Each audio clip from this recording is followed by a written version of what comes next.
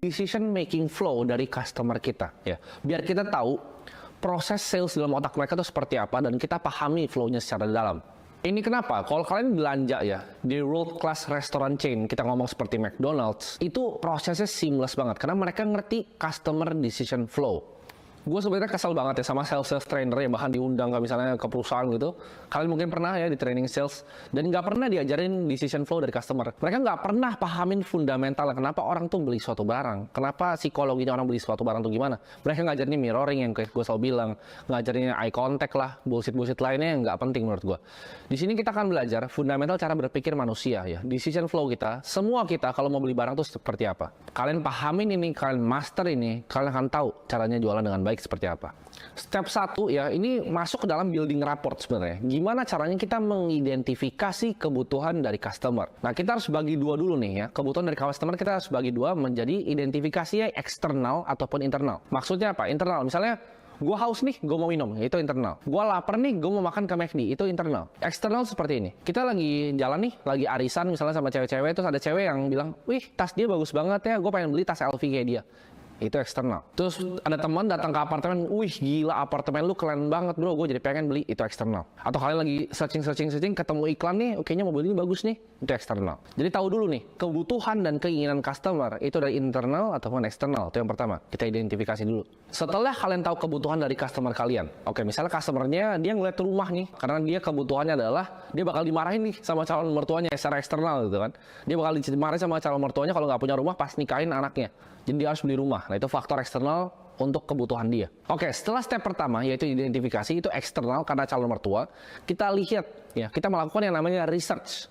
Nah, research ini penting banget ya. Research ini luar biasa penting. Anggaplah kalian harus posisiin ya. Kenapa gue akan tekanin terus decision making flow ini? Karena kalian harus posisiin diri kalian di posisi customer-nya. Oke, gue ini dipaksa sama mertua untuk beli rumah. Walaupun gue gak mau, gue harus beli. Nextnya gue akan cari di mana? Apakah gue akan scrolling TikTok untuk cari rumah? Kemungkinan besar enggak. Apakah gue akan nongkrong di Instagram? Mungkin kalau dia konglo yang dia mau bangun rumah pakai misalnya arsitek terkenal ya mungkin nongkrongnya di Instagram. Tapi most likely yang kalian akan lakukan adalah misalnya nih, oke, gue karena mau dekat mertua, misalnya gue mau tinggal misalnya di BSD nih ya, atau Gading Serpong gitu. Kalian akan cari di Google, jual rumah Gading Serpong. Ya, itu akan kebiasaan customer-nya. Jadi decision flow-nya dari pertama identifikasi eksternal, lalu research, dia carinya di mana. Oke, kalau dia beli rumah, dia akan search di Google. Google tuh akan keluarin apa? Akan keluarin rumah 1, 2, 3. Akan keluarin OLX, ya kan? Akan keluarin rumah dijual.com. Kalau sewa, dia akan misalnya sewa apartemen.net. Akan cari jendela 360. Ini pertanyaan gue buat kalian misalnya yang agen properti, mau agen asuransi atau apapun. Kalian harus tahu nih, flow customer kalian tuh untuk mau tahu tentang produk kalian seperti apa. Dan kalau kalian nggak masukin iklan kalian di sana, gimana caranya kalian di-discover? Ini yang selalu diajarin. Untuk build prospect, ya kan, kita harus ngelis ya. Kita ambil kertas, kita tulis 100 orang yang kita kenal. Itu cara paling nggak bener untuk bikin sales. Kenapa? Karena sales paling gampang ya. Sales yang paling gampang yang gue lakukan di hidup gue adalah sales yang inbound. Orang yang cari kita duluan, itu gampang closing karena udah tahu maunya apa. Ini masuk ke perbedaan antara sales pemula dan sales expert. Sales expert yang gue tahu itu nggak ada satupun yang listing. Kemarin kenal tetangga gue ini ya, pembantunya ini, nama pembantunya ini, anak pembantunya lu list aja sekalian tuh dalam list 200 lu. Itu nggak akan ada yang closing begitu, paling 1 dari 100. Caranya adalah, lu tahu decision flow-nya.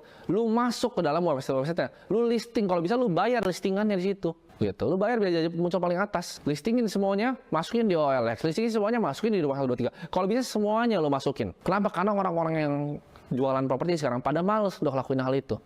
Dengan ads simple itu, lu bisa dapat keuntungan lebih besar dibanding orang yang lain. Kalian harus bisa posisi diri kalian di posisi customer. Nongkrongnya di mana, sukanya apa, tipikalnya bagaimana. Harus tahu secara jelas, research.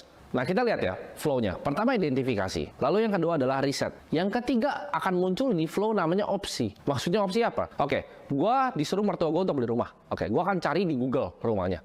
Tapi gua nggak tahu rumah di mana. Dia akan kepilih sama banyak opsi. Apakah gua akan mau beli rumah di BSD? Apakah gua akan mau beli di Alam Sutra yang lebih dekat ke PIK dan teman-temannya? Apakah gua mau lebih di tengah? Gua mau di Gading Serpong, makanannya lebih banyak sampai malam. Nah itu masuk opsi itu semuanya. Antara gue BSD, ya kan, apakah Alsut, apakah gue mau ke PIK, dia akan masuk ke dalam opsi. Customer itu kan masuk ke sebuah opsi, begitu nyampe sebuah tempat, oke, gue fine, gue mau dekat orang tua gue mau di BSD. Nah dari BSD itu, akan ada opsi-opsi lainnya. Contohnya, oke nih, misalnya dia bilang, oke, gue mau di BSD, ya. Ada opsi kan, rumah atau apartemen. Misalnya dia mau apartemen. Nah dalam apartemennya itu opsinya ada banyak, mau yang low end apa yang high end. Misalnya dia, oke, gue mau low end, gue mau cari studio. Ini apartemen pertama gue baru mau pindah, gitu keluar. Nah, opsi dari yang studio itu ada apa aja? Ada Sky House, ada Be Residence, ada Casa de Parco, lu mau yang mana? Itu ada opsinya. Lu harus perhatiin kalau jadi customer tuh kayak gimana kira-kira thought prosesnya untuk dia memilih sebuah properti. Gue bahkan kasih tahu kalian, di dalam apartemennya, misalnya nih ya, misalnya di Sky House nih ya, ngomong-ngomong Sky House Studio full furnished ya. Ini kita pakai market yang gue pernah jualin beneran, market sewa. Di market sewa itu ya, itu opsinya kan ada banyak, dan mostly orang ngeliatnya di jendela 360. Nah kita lihat misalnya di market sewa itu kan lumayan luas ya. Kalau zaman dulu mungkin yang rame sewa tuh sewa apartemen.net. Kalau sekarang mungkin lebih laku di jendela 360. Waktu itu jendela 360 kayaknya baru launching pas gue jadi agen properti. Lebih banyak di sewa apartemen.net. Nah kalau misalnya kalian ngerti nih opsi-opsi yang ada, misalnya kalian listingan kalian cuma pegang 3 kunci gitu. Nah, ini di sini gue mau kasih tahu kalian ya, fungsinya untuk ngerti opsi ini. Kenapa kalian harus ngerti? Jadi nggak mentok cuma diidentifikasi dan riset. Harus ngerti opsinya. Begitu kalian ngerti opsinya, kalian akan lebih jauh dibanding sales-sales yang lain. Oke, di sini gue akan ceritain real case yang gue alamin waktu pas gue closing klien yang sewa. Ya, jadi gue ada jualan yang beli, ada jualan yang sewa juga. Fungsinya ngerti opsi adalah gue ngerti banget market sewanya di situ. Bahkan di dalam apartemennya itu ada opsi-opsi lain, betul? Customer gue waktu itu nyari unit studio ya, nyari unit studio, pokoknya dia mau terima jadi, karena orang tuanya kasih duit, dia harus kuliah di sana, dia mau cari yang full furnished. Nah begitu gue ketemu sama dia, kan dia keliling-keliling, dia kayak udah suka banget. Habis itu, nah pertanyaan yang selalu ditembak kan, ini harganya berapa? Dia tanya. Dan gue jawab ini harganya 3,5 juta per bulan. Full furnished seperti ini 3,5 juta sebulan biaya sewanya. Kalian mau tahu apa yang terjadi? Begitu dia, kan gue tahu nih di season flow manusia, bahwa manusia akan mentok, dia akan ke opsi. Begitu gue ngomong harga, dia akan mau membandingkan. Karena manusia itu butuh opsi. Yang dia akan lakukan adalah, kalian mungkin ketahuan nih, agen-agen properti, dia keluarin handphone. Gue langsung tembak, dia belum nyalain tuh, belum masukin password di iPhone waktu itu. Gue langsung bilang, Kak, sorry nih kak, tapi ini kalau unit full furnished, sebelum kakak cari di sewa apartemen.net, ya, unit full furnished seperti ini, itu cuma ada yang di sini, 3,5 juta. Kakak cari yang sama, bahkan furnishnya itu lebih berantakan, itu 3,9 juta kak. Ini kuncinya saya pegang listingnya. Kalau kakak yang mau lihat silahkan. Tapi ini yang terbaik yang saya bisa kasih ke kakak. Karena ownernya itu nggak mau pusing, dia cuma mau nutup biar bisa bayar IPL-nya aja. Dia nggak mau keluar duit lagi di apartemen yang ini. Jadi dia bukanya 3,5 juta, harganya under market kak. Apa yang terjadi? Apakah dia jadi buka handphonenya? Nggak jadi. Kan dia tahu, gue udah tahu semuanya gitu di apartemen itu. Expertise mungkin waktu dia cari waktu itu ada yang lebih murah ya. Cuma itu adalah karena gue tahu decision dia adalah dia mau hantam ke opsi nih. Gue patahin langsung di situ. Ya. Jadi ibarat gue bilang tadi sales flow, kalian tahu nih kapan, kan gue bilang customer dari ketemu sampai closing nih. Setiap dia mau tadi nih, dia mau nyari opsi ini mau ke atas nih atau mau ke bawah nih. Setiap dia mau cari opsi ke atas, patahin dulu, tarik balik nih, kontrol lagi. Sales flow-nya dikontrol lagi. Begitu gue bilang begitu, udah nggak jadi dia. Akhirnya dia ribet, ya udah closing. Deal. Dia tinggal tanya extra maintenance berapa, biasa internet berapa, air dan lain-lain itu seperti apa. Lalu closing. Ini lu mau jualan properti ya, yang harga lebih tinggi, lu mau jualan rice cooker 600.000, sama. Lu jualan rice cooker, mereka karena zaman sekarang mereka ngambil handphone, mereka cek di mana di Tokopedia, di Shopee, harga yang sama berapa lebih murah atau enggak. Jangan sampai di hal itu, jangan masuk ke opsi, patahin aja dulu opsinya di situ. Lu langsung bilang, di kita itu bisa garansi kak, kalau dari marketplace belum tahu kak bisa rusak atau enggak. Nah, kalian bisa kayak gitu. Kalian terapin ilmu jalanan yang gue kasih nih, ngerti decision flow, building rapport yang baik, ngerti customer journey seperti apa, ngerti psikologi dari penjualan itu seperti apa. Ditambah lagi kalian ngerti nih decision proses seperti apa. Gue yakin kalian akan jadi sales yang lebih baik. Dari framework opsi ini, tujuan kita adalah mengeliminasi opsi-opsi yang lain. Gitu. Kita mempermudah mereka untuk mendapatkan tujuannya. Sama seperti yang tadi gue cerita di kelas sebelumnya. Dimana gue bilang ini ada opsi ini, gue patahin opsinya lu yang 800 juta aja gitu. Karena dia lebih gampang untuk bayarnya, dari DP-nya bisa dicicil sekian, lebih gampang untuk dia. Kita sebagai seorang sales, kita bukan mau nipu customer, tapi kita persempit opsinya, kita kasih opsi yang terbaik untuk mereka, kita delivery. Nah, kalian pikir, oke, jadi kan kita udah identifikasi, kita udah riset, kita ngerti opsi, kita minimalisir opsi. Oh, udah selesai dong, ya kan? Mereka udah beli dong, selesai. Salah besar, ya. After salesnya, kalian harus pikirin after salesnya. Itu yang bisa bedain sales pemula sama sales yang jago. Balik lagi, mereka cuma ngerti paling mungkin cuma satu, identifikasi dong sama riset udah. Mereka nggak mau peduli customer tuh punya opsi, nggak mau pelajarin opsinya apa aja, nggak mau tahu, yang penting gue closing jual. Bahkan pas udah dijual nih ditinggal customernya. Oh, udah gue udah sales closing, ya kan, closing rumah gue hari ini, bawa pulang komisi, ya kan. Salah, masih kurang satu lagi, yaitu after sales kalian. Gue sebutnya adalah post purchase experience. Ada setelah orang membeli, apa yang dirasakan sama customer kalian. Karena ini berpengaruh, kenapa? Satu ke referral kalian di masa depan, satu ke dianya. Karena lu service dengan baik, kalau dia butuh apa-apa, nih lu jual furniture deh. Dia service lu bagus banget. Setelah lu beli itu ditanyain gimana apa furniture, ada yang kurang semacam. Lu pasti kalau mikir beli furniture, beli dari dia lagi. Oma lu mau furniture, sama dia lagi. Customer experience setelah dia beli itu seperti apa? Caranya tahu customer experience setelah beli ada 3 ya. Yang pertama nih, ini akan terjadi ya. Apapun barang yang dia beli, customer akan punya 3 pemikiran nih. Yang pertama adalah gua suka, yang kedua adalah gua nggak suka, dan yang ketiga adalah gua menyesal. Gua ulangin lagi. Customer begitu beli sebuah barang akan ada 3 di dalam otak dia. Gua suka, gua nggak suka, dan gua nyesel. Kalau gua suka, bagus. Kalau gua nggak suka dan gua nyesel, itu yang bahaya. Nah, gimana caranya untuk negate yang at least yang nomor 3 dulu deh. Kalau suka dan nggak suka kadang itu subjektif lainnya. Tapi menyesal, karena biasa gini, misalnya nih, dia beli rumah dari lo. Wah, dia atau beli mobil dari lo. Wah, gila nih, gue nguntungin nih sales ini nih ya. Nih sales dapat duit. Ini kan ada, ketawa kalian mikir kayak gitu tiap kali beli dari sales. Oh, ini salesnya dapat komisi nih. Nah, ini coba bayangin ya, kalian baru beli TV ini sama gue, lalu gue jualan kalian. Gue jualan rapih gitu, langsung closing dari end to end, langsung jebret gitu. Dari ketemu langsung closing TV-nya, sesuai dengan ekspektasi langsung diantar. Besok ya, dia nggak akan expect ditelepon sama sales yang jualan TV ke dia. Tapi yang akan gue lakukan kalau gue sales TV adalah apa? Gue ambil angkat teleponnya, gue telepon. Selamat siang Pak, ini Timothy dari LG kemarin Pak. Gimana Pak, ada dead pixel nggak Pak di dalam TV-nya? Atau semuanya aman-aman aja Pak? Bisa connect nggak Pak ke WiFi? Karena kemarin Bapak bilang, Bapak pengen anak-anak nonton Netflix. Bisa nggak connect ke WiFi-nya?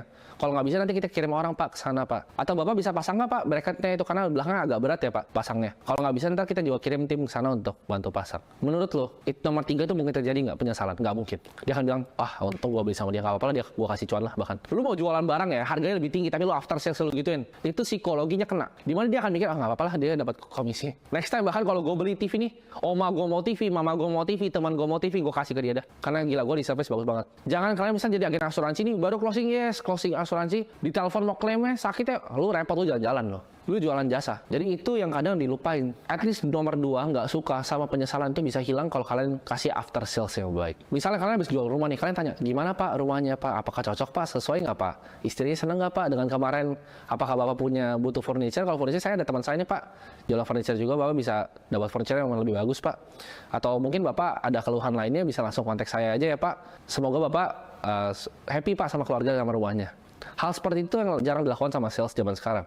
Ya, after sales. Karena yang compounding itu bukan cuma uang, tapi hal baik yang kalian keluarkan, yaitu goodwill. Karena tujuan kita, selalu ingat, ini pekerjaan yang etis. Sales itu bukanlah menipu orang. Sales itu bantu mereka mencapai tujuannya. Oke, di sini gue akan simpulin ya. Jadi pertama, tahu dulu kebutuhannya. Kebutuhan itu dari faktor internal atau dari faktor eksternal. Yang kedua, mereka cari informasi tentang produk kalian di mana, research. Yang ketiga, opsi mereka itu ada apa aja. Yang keempat, gimana caranya kita bisa eliminasi opsi-opsi lainnya. Yang kelima, itu after sales customer experience. Telepon mereka, jangan sampai mereka menyesal. Nggak suka masih ya, itu nggak bisa dikontrol. Tapi kalau menyesal, itu kalian yang kontrol. Kalian ngerti ini, kalian master ini, rapihin ini, kalian akan jadi sales yang luar biasa. Gue akan kasih PR, kalian ini sekolahan ya, gue bakal kasih PR kalian. Kalian ambil kertas sekarang, ambil buku sekarang, kalian catat ya. 1, 2, 3, 4, 5, sesuai dengan industri kalian ya. Dari pertama sales flow-nya, kira-kira seperti apa? Bikin banyak ya. Jadi satu nih, misalnya dia mau beli rumah karena eksternal kali ini. Satu mau beli rumah karena internal kali ini. Opsinya buat di BSD di sini. Alputra di sini. SCBD di sini. Lu bikin kalau bisa sebanyak-banyaknya. Itu yang gue lakukan dulu. Itu gue punya flow-nya tuh lengkap. Jadi di otak gue tuh di luar kepala. Orang suka di sini, gue akan hantam di sini. Orang suka di sini, gue hantam di sini. Gue bantah di sini, objection-nya. Dia mau opsi yang ini, gue bilang opsinya gue kerucutin ke sebelah sini. Bikin kayak gitu di industri kalian. Di asuransi, cari. Orang cari asuransi itu dari mana? Apakah tiba-tiba dia scroll, yes gue mau asuransi? Atau dia biasanya cari ini dari influencer finansial ya tentang asuransi? Apakah bahkan kalian yang harus bikin kontennya sendiri untuk dapat inbound salesnya? Pikir gimana caranya ya.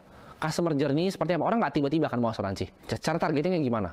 Targetingnya rapinya dari mana? Buat kalian bahkan yang punya tim sales, gue yakin ada beberapa pengusaha yang ikut ini. Buat kalian yang punya tim sales, kalian mau level up tim salesnya. Lu tulis nih 1, 2, 3, 4, 5 decision flow ini, kasih ke mereka, suruh mereka isi, dan lu lihat sales lu meroket.